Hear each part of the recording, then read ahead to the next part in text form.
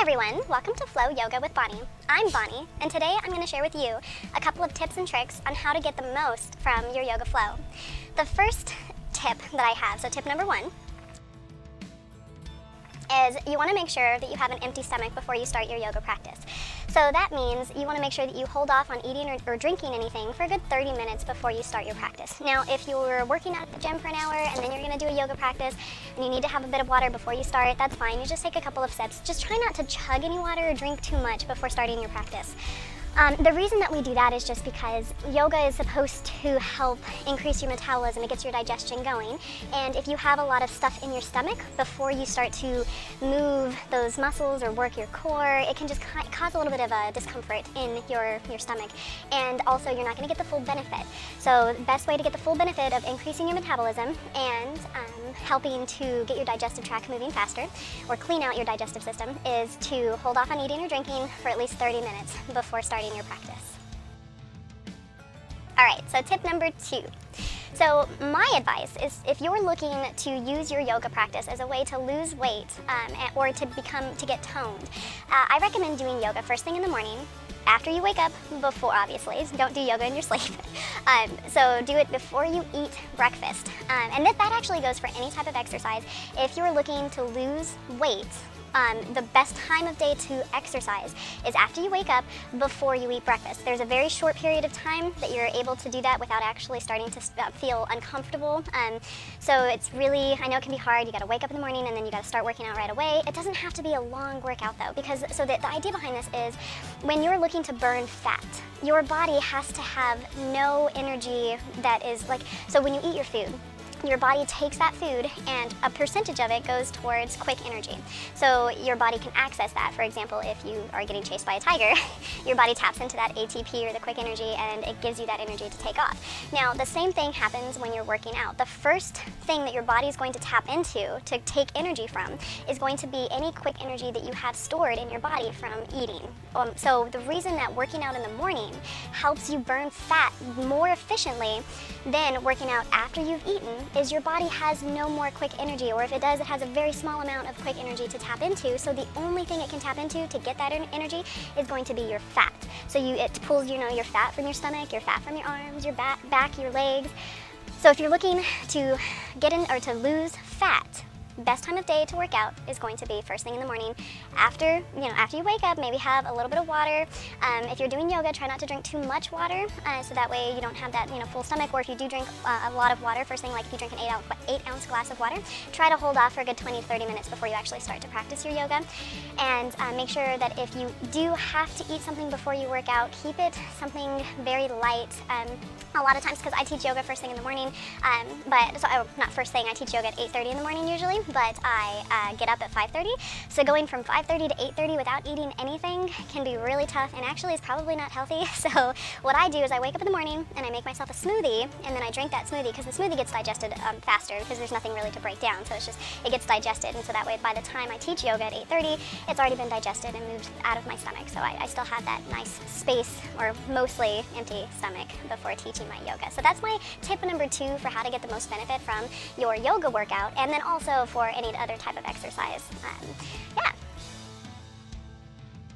All right, so tip number 3 in my series is for getting the most benefit out of your yoga flow or yoga practice is going to be having proper technique. It is so important that you have the proper technique when doing the different poses in yoga if you want to get the maximum benefit. And I know a lot of times when you go to yoga classes, they might not always give you the technique for the different poses. So I am going to record short videos of each pose, like just the fundamental poses. So we're talking a cat-cow, the tabletop, and warrior 1, warrior 2, and some other poses that are just the fundamentals, nothing too advanced. I'm going to go over those poses and teach you the technique for how to get the maximum benefit.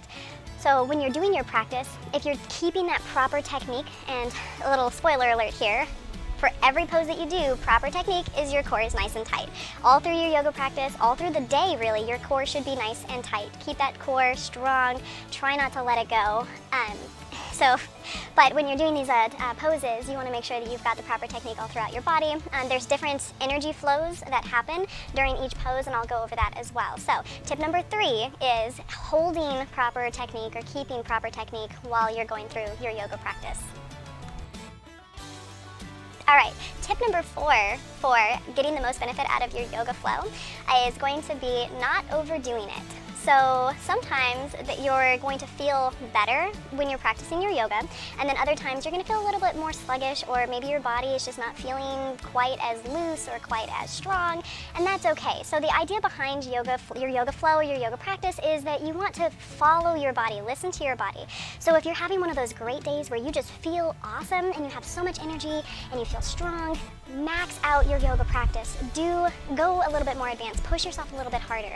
That's going to help to get you better in the long run. But if you're having one of those days where you're just a little bit off, you're not feeling all that great, don't let that hold you back from doing your yoga practice. Because you might think to yourself, oh, I'm not feeling all that great, maybe I should not take the day off because I'm not going to be able to do all those crazy poses that I did yesterday.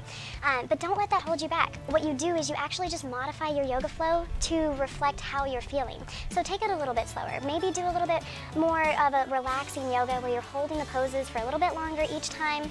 And just taking your time, breathing, stretching, that's going to help you get your maximum benefit from your yoga practice. And remember, if there's anything that doesn't feel right for your body, if you have any injuries that you know of and that you're restricted in any way, please make sure that you're not doing anything that's going to hurt yourself while you're practicing your yoga. It's really important that you take those injuries into consideration and you protect yourself to not further damage or to increase your injury or to hurt yourself again. All right. All right, so tip number 5 in my series on how to get the maximum benefit from your yoga flow or practice is breathing. So one of the things that happens to us when we get scared or when we have something stressful happen, like for example, if you get in a car accident, you end up inhaling and holding that breath, and you don't exhale because you're scared. So you take a big breath, and then our bodies just naturally want to hold on to that breath. Like for example, if you're getting chased by a tiger, you see the tiger, and then start running, and you tend to hold your breath. So our bodies, as we exhale, our bodies are relaxing naturally. And we utilize that when we're doing our yoga practice so that we can get the maximum benefit from our stretches. So that's why when we do the inhales, and then you exhale, forward fold, you're exhaling to consciously tell your body it's okay to relax. So you're consciously exhaling so that your body goes into that relaxation. So it's a nice, it's okay to relax. That's how you get the maximum benefit from your stretches. That's how you get the maximum benefit from even like balancing poses. You exhale and your body stops stressing out, stops freaking out, and it's a lot easier to just find your center, find your balance. Plus it's just really good for your lungs too, to take nice big inhales and exhales.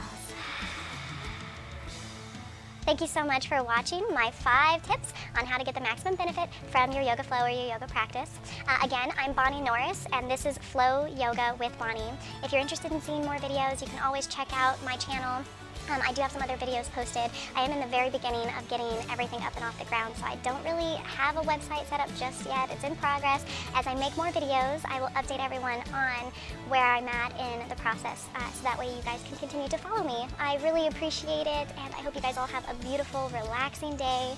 Inhale and exhale.